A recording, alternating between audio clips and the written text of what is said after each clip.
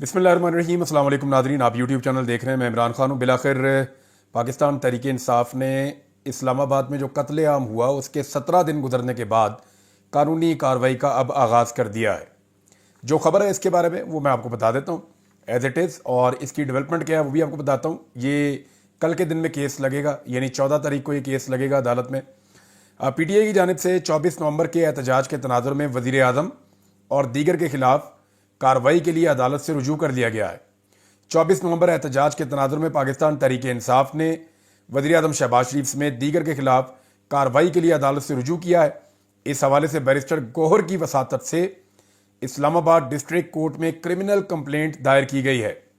दरखास्त में वज़ीर आज़म शहबाज शरीफ को, वज़ीर दाखिला मोहसिन नकवी को, वज़ीर दिफा ख्वाजा आसिफ को, वज़ीर इत्तलात अता तारड़ को, इनके खिलाफ कार्रवाई की इस्तदा की गई है। इसी तरह जो IG इस्लामाबाद हैं और SSP और DIG इस्लामाबाद और दीगर जो हैं उनके खिलाफ भी कार्रवाई की इस्तदा की गई है। सरदार लतीफ़ खोसा ने बैरिस्टर गौहर के ज़रिए कंप्लेंट दायर की है और उसमें 38 ज़ख्मी पाकिस्तान तहरीक इंसाफ के कारकुनों की फहरिस्त लगाई है। यानी पाकिस्तान तहरीक इंसाफ के बहुत सारे जो ज़ख्मी कारकुन हैं उनके ऊपर तो शदीद दबाव है कि आपने किसी सूरत भी स्टेटमेंट नहीं देना, लेकिन फिर भी पाकिस्तान तहरीक इंसाफ 38 ऐसे कारकुनों को मैनेज करने में कामयाब हो गई है जो उन्हें लगता है कि वो आकर अदालत में स्टेटमेंट देंगे। तो 38 ज़ख्मी PTI कारकुनों की फहरिस्त भी साथ मुंसलिक की गई है। इसके अलावा PTI के 139 लापता कारकुनों की लिस्ट भी साथ लगाई गई है। ये जो लिस्ट नाज़रीन साथ लगाई गई है ये कल मेरे पास आई थी, मैंने इसको देखा है और ये ऑफिशियल लिस्ट है जो पाकिस्तान तहरीक इंसाफ की है, लेकिन इसमें पता नहीं लिखा हुआ, ID कार्ड नंबर इसके अंदर शामिल नहीं है। तो जो डिटेल्स आपको उस बंदे तक पहुंचाते हैं जो लापता है उस हवाले से नहीं है। तस्वीर भी साथ होनी चाहिए थी, डिटेल काम होना चाहिए था 17 दिन के बाद। लेकिन उम्मीद करते हैं कि पाकिस्तान तहरीक इंसाफ इन तमाम 139 लोगों को, और हो सकता है उन्होंने शायद इसलिए भी ये किया हो कि अगर हम ज़्यादा इनकी तफसीलात देंगे तो इनके घरों में पहुँच जाएंगे, ज़्यादा तफसीलात देंगे तो इनके ऊपर बहुत दबाव डाला जाएगा, इनके घर वालों को तंग किया जाएगा, तो इसलिए शायद या ख़रीदने की कोशिश की जाएगी। तो लिहाजा पाकिस्तान तहरीक इंसाफ ने अभी फ़िलहाल 139 लापता कारकुनों की लिस्ट भी इसके साथ लगाई है और इस्तदा की गई है ये क्रिमिनल कंप्लेंट मंजूर करके वज़ीर आज़म समेत दीगर फ़रीक़ैन को तलब किया जाए। PTI खैबर पख्तूनख्वा के 2 वज़ीर और 2 सूबाई असम्बली के रुकन भी बतौर गवाह इसके अंदर शामिल हैं और कंप्लेंट में इस्तदा की गई है कि फ़रीक़ैन के नाकाबिले ज़मानत वारंट गिरफ्तारी जारी करके उनको बुलाया जाए और कानून के मुताबिक सज़ा दी जाए। FIR के लिए अभी तक पुलिस से रब्ता नहीं किया, लेकिन ये क्रिमिनल कंप्लेंट पाकिस्तान तहरीक इंसाफ ने दायर की है और इस पर भी शुकूक व शुबहात का लोग इज़हार कर रहे हैं। देखिए, अब तक की जो सूरत हाल है ना उसको अगर सिंप्लीफाई करें तो मैं आपको बता देता हूँ बिल्कुल ईजी करके। बज़ाहिर ऐसे दिखाई देता है कि एक तरफ इमरान खान और पाकिस्तान की अवाम ये एक तरफ खड़े हैं और इनके मुकाबले में पाकिस्तान तहरीक इंसाफ की जो इस वक्त मौजूद है क़यादत वो और PDM की जमातें और एस्टेब्लिशमेंट दूसरी तरफ खड़े हैं। यानी ये ऐसा ही लगता है कि मुकाबला इमरान खान का एस्टेब्लिशमेंट के साथ है और इमरान खान की पार्टी इस वक्त इमरान खान की बात नहीं मान रही, वो हर बात एस्टेब्लिशमेंट की मान रही है। वो एस्टेब्लिशमेंट के कैंप में खड़ी है, चाहे मजबूरन खड़ी है, चाहे डर के खड़ी है, चाहे लालच से खड़ी है। लेकिन दूसरी जानिब जो पाकिस्तान के अवाम है वो इमरान खान के साथ खड़े हुए हैं। तो इस वक्त सख्त मुकाबला चल रहा है। यानी जो कुछ भी मुज़ाकरात के हवाले से हुआ उसको अगर आप स्टडी करें तो पाकिस्तान तहरीक इंसाफ के लिए यह शदीद शर्मिंदगी की बात है। यानी पाकिस्तान तहरीक इंसाफ अपने मुंह से कह रही है कि जी हमने मुज़ाकरात का कहा था, लेकिन हुकूमत ने हमें तज़हीक का निशाना बनाया। एक्चुअली इमरान खान ने मुज़ाकरात का कहा क्यों था, मैंने ये पाकिस्तान तहरीक इंसाफ के अंदर से भी जानने की कोशिश की, इमरान खान साहब के जो करीबी सोर्सेज हैं वहाँ से भी, तो मुझे 2 चीज़ें पता चली हैं, वो मैं आपके सामने रख देता हूँ। एक तो ये है कि जो लोग इमरान खान साहब को जाकर सानेहा डी चौक के बाद जेल में मिले उन्होंने इमरान खान साहब को पूरी पिक्चर नहीं बताई थी। उन्होंने इमरान खान साहब को बताया था कि ठीक है जी वहाँ पे हालात ख़राब हुए हैं, हमारे कुछ लोग जो हैं वो जाँ बहक हुए हैं, दूसरी तरफ के बंदे जो हैं वो भी शहीद हुए हैं। उन्होंने ये बताया था कि उधर भी शहादतें हुई हैं, इधर भी हुई हैं। उन्होंने ये नहीं बताया कि जो रेंजर्स वाले हैं वो एक हादसे की नज़र हो गए हैं, उनकी शहादतें हुई हैं लेकिन वो एक हादसा था और उसकी रिपोर्टिंग मौके पे ही हो गई थी। लेकिन इमरान खान साहब को ये तासुर दिया गया जेल के अंदर कि जैसे दोनों तरफ बड़ा शदीद टॉर्चर हुआ है और इधर भी लोग शहीद हो गए, उधर भी लोग शहीद हो गए। लेकिन साथ ये भी तासुर दिया गया कि इस वक्त बहुत दबाव है हुकूमत के ऊपर, अगर हम कोई मुज़ाकरात का दरवाज़ा खटखटाएंगे तो यहाँ पे हम इन मामलात में हुकूमत को दबाव में ले सकते हैं, मुज़ाकरात के ज़रिए से अपनी चीज़ें मनवा भी सकते हैं। और फिर इमरान खान साहब को जब आहिस्ता आहिस्ता चीज़ें पता चली तो कहानी कोई और निकली। जब उनकी फैमिली जाकर मिली, उन्होंने बताया जी ये तो वन साइडेड था, लोगों को तो घेर के गोलियां मारी गई हैं लाइटें बंद करके, और अभी तक तो लाशों का ही नहीं पता किधर गई, और लोगों की लाशें वापस भी नहीं की जा रही। सैकड़ों लोग जो हैं वो लापता हैं। अभी अलीमा खान का जो स्टेटमेंट है वो आपको इसकी तस्दीक करेगा, जो उन्होंने अभी स्टेटमेंट दिया। मैं उसको आपको उर्दू में ट्रांसलेट करके बता देता हूँ, उन्होंने अंग्रेजी में इसको लिखा अपने ट्वीट को। इमरान खान 26 नवंबर को इस्लामाबाद में कत्लेआम होने वाले जो कत्लेआम के बारे में बदस्तूर बहुत परेशान है। वो वाकई शोहदा के बारे में और जो सैकड़ों लापता अफराद हैं उनके बारे में और शहीदों और जख्मियों के अहलखाना को दी जाने वाली धमकियों के बारे में परेशान है। मुतासरीन को धमकाया जा रहा है कि वो अपनी गोली से लगने वाले जख्मों के बारे में बात ही ना करें, यानी जो जख्मी हुए हैं वो ये बात ही ना करें कि गोली से जख्मी हुए हैं, और ना ही ऐनी शाहिदीन के बयानात दें, यानी वो गवाही देने के लिए भी ना आए कि मुझे गोली लगी थी। और इमरान खान साहब ने जैसा कि 15 दिसंबर को यौम शहादत का, शोहदा के दिन का यौम शोहदा का ऐलान किया है, तो पेशावर में शहीद जख्मी और उनके अहल खाना के लिए दुआए मगफिरत की जाएगी। इमरान खान ने यह भी अपील की है कि पाकिस्तान के दीगर शहरों और दुनिया भर में भी दुआएं की जाएं शोहदा के दिन के हवाले से। हम दुआ करते हैं कि लापता होने वाले कई सौ में से ज़्यादातर जिंदा मिल जाएं, क्योंकि इनकी तलाश पुलिस स्टेशनों और जेलों में बदस्तूर जारी है। ये उनका स्टेटमेंट है इमरान खान साहब की बहन का, अलीमा खान साहिबा का, इमरान खान साहब के हवाले से। लेकिन अब मुज़ाकरात के हवाले से मैं आपको बता रहा था कि इमरान खान साहब को जब उन्होंने ये फैसला किया कि ये तो बहुत बड़ा काम हो गया, तो उनके पास जो कार्ड मौजूद था उन्होंने कहा मैं उसको खेलता हूं, मैं सिविल नाफरमानी के लिए जाऊंगा। अब इसके लिए बड़ा कॉन्फिडेंस चाहिए होता है, वो बहुत तगड़ा पॉलिटिकल लीडर हो जिसे ये पता हो कि वो अकेला ऐसा लीडर है जो ये कॉल दे सकता है। यानी सिविल नाफरमानी की कॉल पाकिस्तान में कोई भी नहीं दे सका। इमरान खान साहब खुद भी एक दफा नाकाम हुए 2014 में, लेकिन 2014 के इमरान खान में और 2024 के इमरान खान में जमीन आसमान का फर्क है। तब लोग इमरान खान को किसी और तरह जानते थे, अब लोग इसको एक बहुत बड़े लीडर की तरह जानते हैं, और एक बहुत बड़ी रेजिलियंस की एक मिसाल के तौर पे इमरान खान साहब को अब पाकिस्तानी जानते हैं, जो हार नहीं मानता। और वो वजीर आजम के तौर पे वो पाकिस्तानियों के साथ जो कर चुके हैं, जैसे उन्होंने कोविड को निपटाया, जैसे उन्होंने मुश्किल हालात में पाकिस्तान को निकाला, जैसे आलमी सतह के ऊपर उन्होंने इस्लामोफोबिया और नबी अकरम सल्लल्लाहु अलैहि वसल्लम की नामूस के लिए आवाज़ उठाई, तो अब इमरान खान साहब का करैक्टर कुछ और है लोगों की नज़रों में।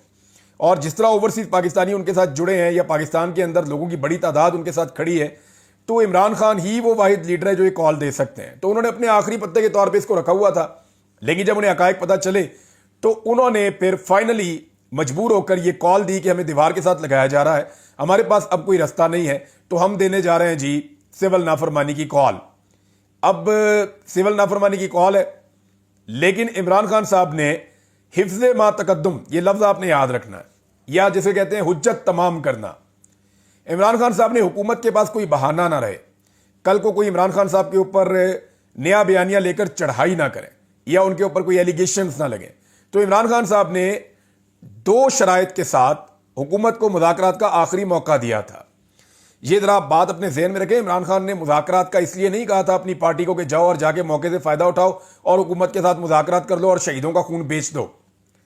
इमरान खान साहब ने कहा था कि मैं सिविल नाफरमानी में जा रहा हूं और मैंने ये जाना है। इनके पास बचने का सिर्फ एक रास्ता है कि मेरी 2 चीजें मान लें। नंबर 1, मेरे जो बेगुनाह लोग हैं उन सबको रिहा कर दिया जाए। नंबर 2, 9 मई के ऊपर और 26 नवंबर के कत्लेआम के ऊपर एक जुडिशल कमीशन बना दिया जाए। ये इमरान खान साहब के 2 वाजे मुतालबात थे। उन्होंने कहा कि हुकूमत ये मुतालबात मानती है, ठीक है, वरना जाओ स्ट्रेट अवे जो है वो आप सिविल नाफरमानी की तहरीक में जाएं। लेकिन पाकिस्तान तहरीक इंसाफ की क़यादत ने इसको इमरान खान की ताकत के बजाय कमजोरी बना दिया। इमरान खान साहब एक ऐसी पोजीशन में खड़े होकर बात कर रहे थे कि मैं ये करने जा रहा हूं और अगर तुम चाहते हो ना मेरे इस वार से बचना तो ये 2 चीजें फौरन कर दो, और ये 2 चीजें करने के लिए मैंने बंदे नॉमिनेट कर दिए, इनके साथ मुज़ाकरात कर लो। ये थी इमरान खान की पोजीशन। इसको समझे दोबारा आप। इमरान खान ने जिस पोजीशन से मुज़ाकरात के लिए कहा था वो पोजीशन समझे आप। इमरान खान ने कहा कि तुमने हमारा कत्लेआम किया, हम जा रहे हैं सिविल नाफरमानी की तहरीक में, अगर तुम अपने आप को इस तहरीक से बचाना चाहते हो तो मेरी 2 शराइत हैं। उन 2 शराइत को तस्लीम करने के लिए मेरे ये बंदे इनके साथ मिलो और इनको बताओ कि ये शराइत मान ली गई हैं तो मैं सिविल नाफरमानी की तहरीक को रोक सकता हूं, वरना फिर मैं सिविल नाफरमानी की तहरीक में जाऊंगा। ये थी इमरान खान साहब की एक अथॉरिटेटिव और एक मजबूत पोजीशन। लेकिन पाकिस्तान तहरीक इंसाफ के लीडर्स ने अपनी बुजदली से और अपनी कमजोरी से और अपनी कंप्रोमाइज से इस पोजीशन को बहुत डाउन कर दिया, और बल्कि उन्होंने हुकूमत को और एस्टेब्लिशमेंट को तासुर दिया कि आपको फिक्र करने की जरूरत ही नहीं है। ना कोई FIR, ना कोई CCTV फुटेज, ना किसी और चीज का दावा, ना किसी अदालत से रुजू, ना लापता अफराद के लिए कोई पिटीशन, कुछ भी नहीं किया। कुछ किया ही नहीं पाकिस्तान तहरीक इंसाफ ने। तो जब आप कुछ नहीं करेंगे तो फिर तो हुकूमत तगड़ी होगी ना, और हुकूमत ने तगड़े होने के बाद मजाक उड़ाना शुरू कर दिया इनके मुज़ाकरात का। क्योंकि मुज़ाकरात में भी पाकिस्तान तहरीक इंसाफ ये जानती है, और ये सब जानते हैं, सबको ये पता है कि PMLN कभी भी मुज़ाकरात में नहीं बैठेगी। ये हुकूमत मुज़ाकरात में बैठ ही नहीं सकती, क्योंकि इनका मैंडेट जाली है। ये जैसे ही मुज़ाकरात में बैठेंगे तो कोई लॉजिकल एंड पे आएंगे ना, तो लॉजिकल एंड तो यही है कि आप जनाब इंक्वायरी करवा लें। तो जिस चीज़ की भी इंक्वायरी होगी उसमें ये फंस जाएंगे। तो इंडिपेंडेंट इंक्वायरी कभी नहीं चाहेंगे, मुज़ाकरात के अंदर कभी नहीं बैठेंगे। जिन्होंने पूरी की पूरी अदालत तब्दील करके अपनी मर्जी की बना ली है, वो इमरान खान के साथ मुज़ाकरात करेंगे? ये वैसे मुमकिन दिखाई नहीं देता। इमरान खान साहब के 2 मुतालबात हैं, दोनों में से एक मुतालबा भी नहीं माना गया, बल्कि अब हुकूमत ये मजाक उड़ा रही है कि जनाब अगर आपने हमारे साथ बात करनी है ना तो पहले आप अपनी शराइत ख़त्म करके आए। ये नहीं हो सकता कि आप धमकियां भी दें और आप मुज़ाकरात भी करें। दूसरी जानिब पाकिस्तान तहरीक इंसाफ की क़यादत ने इमरान खान साहब की सिविल नाफरमानी की कॉल को तकरीबन निगेट किया है। यानी जो इमरान खान साहब ने कहा कि मैं ये करने जा रहा हूं, बजाय इसके कि पाकिस्तान तहरीक इंसाफ इमरान खान साहब के बयानिए को लेकर चढ़ती, पाकिस्तान तहरीक इंसाफ की क़यादत की अक्सरियत ने सिविल नाफरमानी की तहरीक के ऊपर इमरान खान साहब के बयानिए को ऐसा लगता है पसंद भी नहीं किया, प्रमोट भी नहीं किया, इसके ऊपर बात भी नहीं की, इसके ऊपर एक कदम भी वो आगे नहीं बढ़े। क्योंकि ये सारे लोग बाहर हैं, ये इमरान खान साहब के हिस्से के वोट लेकर आके असम्बलियों में बैठ गए हैं। ऐसे खंबे जिन्हें 2000 वोट भी नहीं मिल सकता था, वो इमरान खान साहब के नाम के ऊपर 1-1 लाख वोट लेकर असम्बलियों में आकर बैठ गए हैं, और उनकी मौजें लगी हुई हैं। किसी को कोई पार्लियामेंट्री सेक्रेटरी किसी ओहदे पे चला गया, कोई कहीं चला गया, कोई कहीं चला गया, कोई इस कमेटी में बैठ गया, कोई कायमा कमेटी में बैठ गया, तो हर एक को कुछ ना कुछ मिल गया है और सबकी कोई ना कोई पोजीशन बन गई है। खैबर पख्तूनख्वा में हुकूमत है, बहुत सारे लोग वहां पे एडजस्ट हो गए हैं, लिहाजा अब वो सारे ये सोच रहे हैं कि हम ज्यादा दुश्मनी क्यों लें। तो जितने लोग निजाम के बेनिफिशरी हैं वो तमाम लोग इमरान खान साहब की कॉल को संजीदा नहीं ले रहे। जब अपनी पार्टी नहीं ले रही तो फिर इमरान खान साहब के मुखालिफिन क्यों संजीदा लेंगे। ये हुकूमत को दबाव में लेने का इमरान खान का तरीका था, लेकिन उल्टा पाकिस्तान तहरीक इंसाफ खुद दबाव में आ गई है, और यह बात बिल्कुल ठीक है, अब इससे आप भाग नहीं सकते। महमूद खान अचकजई साहब का भी बयान आया कि जो हुकूमत टॉर्चर करती है, जो हमला करती है एहतजाज करने वालों के ऊपर, उनके साथ क्यों मुज़ाकरात आप करते हैं और आप कैसे उनके साथ मुज़ाकरात कर सकते हैं, ये उनका एतराज़ है। और पाकिस्तान तहरीक इंसाफ अब खुद कह रही है, देखें अब मुज़ाकरात शुरू हो जाए तो सिविल नाफरमानी की कॉल वापस ले सकते हैं बैरिस्टर अली जफर। इमरान खान ने तो ऐसी कोई बात नहीं की थी। इमरान खान ने तो कहा था कि मेरे मुतालबा तस्लीम कर लें, फिर हम ये कॉल वापस ले लेंगे। अब वो कह रहे हैं कि मुज़ाकरात शुरू कर दें, सिर्फ हमारे साथ बैठ जाएं, अब हम ये वापस ले लेंगे कॉल। ये जनाब इस लेवल पे आ गए। फिर हुकूमत से मुज़ाकरात तभी होंगे जब वो राजी होगी, ये असद कैसर साहब का स्टेटमेंट है। हुकूमत से अभी मुज़ाकरात नहीं हुए, ये उमर अयूब साहब का स्टेटमेंट है। माइनस इमरान खान मुज़ाकरात नहीं होंगे, गाइडलाइन इमरान खान ही देंगे, ये हामिद रजा साहब का स्टेटमेंट है। तो हुकूमत ने जो है वो ट्रक की बत्ती के पीछे पाकिस्तान तहरीक इंसाफ को लगा दिया है, और तहरीक इंसाफ ने अपना वो मौका जिसमें वो हुकूमत को गले से दबा सकती थी, पकड़ सकती थी, हुकूमत को काबू कर सकती थी, उसको ज़ाया किया। और अब ऐसा लगता है पाकिस्तान तहरीक इंसाफ को अपनी गलती का एहसास हुआ 2 हफ्ते से ज़्यादा गुजरने के बाद। उन्हें अब आइडिया हो गया कि उन्हें कानूनी कार्रवाई करनी चाहिए थी, उन्हें कानून के मुताबिक तमाम चीज़ों को चलाना चाहिए था, चाहे उसका नतीजा कुछ भी होता, चाहे बाद में मामला तय हो जाते या ना होते, जैसे भी होता, लेकिन फौरी तौर पे कानूनी दरवाजा खटखटाना चाहिए था। ये ना करके पाकिस्तान तहरीक इंसाफ ने अपने पांव पर कुल्हाड़ा मारा है। हमेशा हुकूमत के बाद एक मौक़िफ़ मौजूद रहेगा कि पाकिस्तान तहरीक इंसाफ की क़यादत असेंबलियों में भी आ रही थी, सेनेट में भी आ रही थी, अदालतों में भी आ रही थी, और सारे काम कर रही थी, लेकिन कार्रवाई नहीं कर रही थी, इंसाफ का दरवाजा नहीं खटखटा रही थी, FIR नहीं लिख रही थी। ये सारी चीजें क्यों नहीं कर रही थी? ये बदनीयती के साथ हुआ है। ये जेल में बैठ के मनसूबा बनाया हुकूमत को फंसाने के लिए, अब ये ऐसे करेंगे। उल्टा इमरान खान साहब और उनकी अहलिया के ऊपर मुकदमा दर्ज कर दिया गया। ये रेंजर्स के जो अहलकारों की शहादतें हुई हैं, उस हवाले से इमरान खान साहब के ऊपर और उनकी अहलिया के ऊपर एक और मुकदमा भी दर्ज कर दिया गया है। अब रेंजर्स की जो शहादतें हुई हैं एक इंतहाई अफसोसनाक वाक़या था, लेकिन इसके बारे में पूरा पाकिस्तान जानता है। जो वहाँ पे रिपोर्ट हुआ, जो ऐनी शाहिदीन है वो बता चुके हैं कि वो किन हालात के अंदर कैसे हादसे का शिकार हुए हैं वो शहीद, लेकिन वो इमरान खान पे और बुशरा बीबी पे डालना, ये चीज़ अभी भी समझ से बाहर है। अच्छा जी, इसमें असद कैसर साहब ने एक स्टेटमेंट दिया है। उन्होंने कहा जी कि हम इंटरनेशनल कोर्ट ऑफ जस्टिस में भी जा सकते हैं इन मामलात को लेकर। पाकिस्तान की अदालतों में तो अभी तक आपने दरवाज़ा खटखटाया नहीं। आपके लगभग 150 बंदे आपकी अपनी लिस्ट के मुताबिक लापता हैं। आपने अदालतों का दरवाज़ा नहीं खटखटाया। आप इंटरनेशनल कोर्ट ऑफ जस्टिस में कैसे जाएंगे?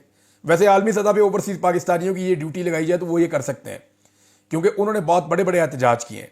और अभी जो सबसे बड़ा एहतजाज प्लान किया जा रहा है, वैसे हैरानकुन हद तक स्पेन के शहरियों ने एहतजाज किए हैं बहुत बड़े बड़े, लेकिन जो 10 डाउनिंग स्ट्रीट का एहतजाज है वो हुकूमत के लिए बहुत बड़ा दर्द सर होता है। हुकूमत उससे बहुत परेशान होती है, हुकूमती ऐवानों में खलबली मचती है। और 10 डाउनिंग स्ट्रीट के बाहर 15 दिसंबर को पाकिस्तान तहरीक इंसाफ ने, ओवरसीज पाकिस्तानियों ने इस्लामाबाद में होने वाले कत्लेआम के खिलाफ एक बड़े एहतजाज का ऐलान कर दिया है। यहाँ एक बड़ा तगड़ा एहतजाज होगा और उसके लिए जो है ओवरसीज पाकिस्तानी अभी से तैयारियां कर रहे हैं। शदीद सर्दी है वहाँ पे, लेकिन इसके बावजूद लोग जो हैं वो एहतजाज करेंगे पाकिस्तानियों के हक में, जिनको घेर कर लाइटें बंद करके रात के अंधेरे में अंधाधुंध फायरिंग करके कत्लेआम किया गया है, उनके बारे में जो है वो अब वहाँ पे एहतजाज होगा। अमेरिका में हुकूमत ने बड़ी कोशिश शुरू की है जनाब, और अमेरिका में हुकूमत की दाल गल नहीं रही। देखें, हुकूमत का ये उनकी पूरा जोर है इस बात के ऊपर कि कुछ ना कुछ करके डोनाल्ड ट्रंप के इक़्तिदार में आने से पहले पहले आने वाली एडमिनिस्ट्रेशन को काबू किया जाए, या उनके अंदर ऐसे ताल्लुकात बना लिए जाएं, या कुछ ऐसा कर दिया जाए कि डोनाल्ड ट्रंप के गज़ब से हमारी जान छूट जाए। या जैसी सपोर्ट हमें मिल रही थी जो बाइडन के दौर में, वैसी ही सपोर्ट या उससे मिलती जुलती सपोर्ट डोनाल्ड ट्रंप के दौर में भी मिलती रहे। अब उसके लिए हुकूमत जो है वो दिन रात कोशिश कर रही है, जोर लगा रही है, लेकिन हुकूमत का काम नहीं बन रहा। ओवरसीज पाकिस्तानियों की अक्सरियत जो है वो इमरान खान के साथ खड़ी है, उनके बयानिए के साथ खड़ी है। चाहे वो लोग ट्रंप को मिलें, चाहे वो लोग रिपब्लिकन्स को मिलें, चाहे वो लोग जाके डेमोक्रेट्स को मिलें, वो जिनको भी मिलते हैं जाकर उन्हें एक ही बात करते हैं कि पाकिस्तान में जुल्म और ज्यादती के खिलाफ आप आवाज़ उठाएं। ह्यूमन राइट्स की वायलेशंस पाकिस्तान में हो रही हैं, और पाकिस्तान के अंदर इमरान खान के साथ जो जुल्म और बर्बरियत हो रही है वो भी बताते हैं। और अब तो डी चौक का जो सानिया है उसके बारे में भी सब कुछ आगाह किया जाता है। हुकूमत ने बहुत पैसा खर्च किया था और लॉबिंग के लिए बंदे हायर किए थे, फर्म हायर की थी, लेकिन उन्होंने भी हाथ खड़े कर दिए हैं। देखें, किसी भी मुल्क में अगर आपने लॉबिंग करनी है ना, तो आपको उस मुल्क के बाशिंदे चाहिए होते हैं। ये नहीं हो सकता कि वहाँ पे 4, 5, 6 अंग्रेज़ उठ के लॉबिंग शुरू कर दें पाकिस्तान में हुकूमत के बारे में, तो वो लॉबिंग कामयाब नहीं होती जब तक कि उनको लोकल सपोर्ट नहीं होती। लोकल्स की सपोर्ट का मतलब यह है कि जो ओवरसीज पाकिस्तानी वहाँ रहते हैं उनके कुछ ऐसे ग्रुप्स हों जिनके फिर वो प्रोग्राम्स करवाते हैं, जिनकी वो मुलाकातें करवाते हैं, उनके फेसेस दिखाते हैं, बताते हैं इनके मुल्क में क्या हो रहा है। तो उन्हें लोकल्स की सपोर्ट बिल्कुल मैसर आई ही नहीं। बड़ी कोशिश की है। सबसे ज़्यादा जिस बंदे के लिए चैलेंज बना हुआ है वो रिजवान सईद शेख है। ये वहाँ पे सफ़ीर है पाकिस्तान का।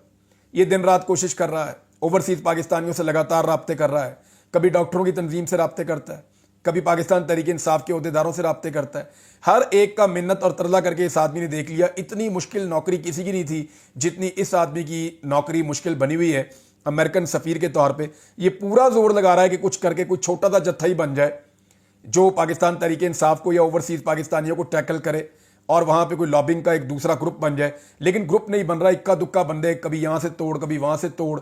तो इस तरह का काम तो किया जाता है। टांगे की सवारियाँ तो हैं, लेकिन जो बहुत बड़ी तादाद में ओवरसीज हैं, लाखों की तादाद में, जो वेस्टर्न कंट्रीज़ की मैं बात कर रहा हूँ, वो पूरी तरह से इमरान खान और इमरान खान के बयानिए के साथ इस वक्त तक खड़े हैं। नाज़रीन, एक और बड़ी खबर है, और ये बहुत बड़ी खबर है। ये खबर है फौजी अदालतों के हवाले से।